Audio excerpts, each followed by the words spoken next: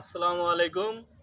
আপনারা দেখছেন তিস্তা নদীর করল গ্লাসে আমরা ভেসে ভেসে পানি খাচ্ছি।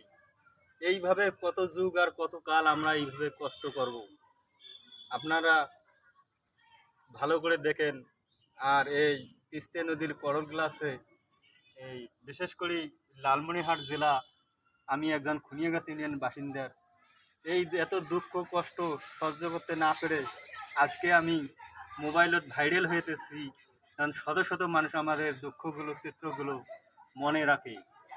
হ্যাঁ, আমরা তিস্তার পাড়ের লোক খুবই অনেক অনেক বছর হাতে খুবই কষ্ট, অনেকের ভিটে বাড়ি চলে গেছে, জমি জমা নাই, অনেকে এখনও কেউ রাস্তাঘাটে পড়ে আছে, এখনও কোনো বিশেষ করে কিছু মসজিদ এই তিস্তা নদীতে ডুবে ডুবে দিয়ে গেছে।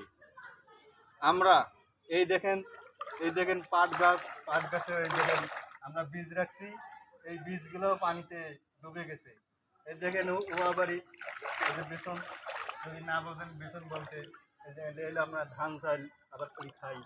এলেও দেখেন এই তিস্তা নদীর বন্যা পেলাজিতে অবস্থায় এইভাবে আমরা সারাটি জীবন যুগ যুগ ধরে আমরা কষ্ট করে আসতেছি। প্রিয় বাংলাদেশবাসী, দেখছেন কিছু কিছু গরিব লোক অনেক কষ্ট করে কিছু ইট গাচ্ছে, কিন্তু সে পাকা বাড়িতেও থাকতে পারতেছে না। হ্যাঁ, এরা স্কুল ঘরে পড়েছে, বারান্দায় পড়েছে, কারণ গরু ছাগলগুলো তারাও স্কুল ঘরে বারান্দায় নিয়ে গেছে। আমরা আর কত বছর এইভাবে কষ্ট করব?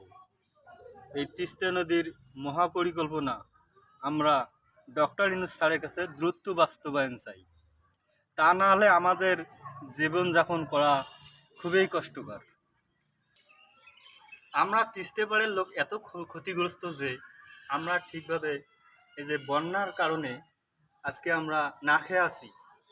আমাদের চুলে ডুবে গেছে, আমাদের গরু ছাগল ডুবে গেছে, তারা এই যে স্কুল ঘরে রাখছি। আমাদের চুলে কোনো পাক করার মতো কোনো অবস্থা নাই।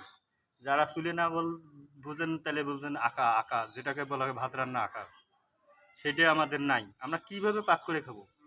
আমরা আর কীভাবে উপেস থাকবো? বাজারের খোলামেলা জিনিস আনিবে কতক্ষণ খেয়ে পাবে? আমরা এই কষ্ট করে থাকবো।